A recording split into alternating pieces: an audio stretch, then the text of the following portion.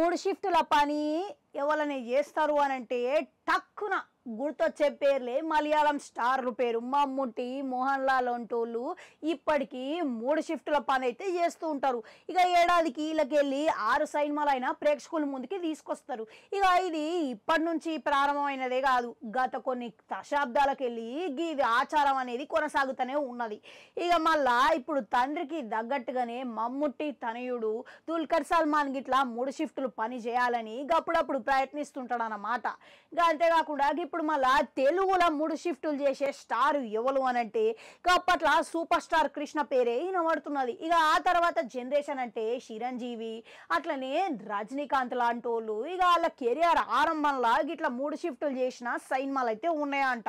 ఇక మొత్తం మీద ఈ జాబితాలో ఇంకో పేరు ఇప్పుడు యాడ్ అయిందంట. ఇక గదే మన తల అజిత్. ప్రస్తుతం ఈయన చేస్తున్న 2 సినిమాలు సెట్ల మీద ఉన్నాయంట. అయితే ఒకటేసారి 2 సినిమాలకి ఈయన డేట్లు కేటాయించి షూటింగ్ పోతున్నాడంట. ఇక ఒకటి తర్వాత ఒకటి ఈయన డేట్లు మాత్రం ఇయ్యలేదంట. ఇక గట్ల హాజరవుతున్నాడంట.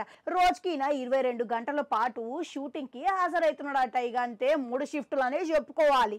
ఇక అదే కాకుండా 2 సినిమాల షూటింగ్ ఇట్లా హైదరాబాద్ లోనే కాబట్టి గట్ల ప్లాన్ చేసుకొని మరి ముందుకు పోతున్నాడంట.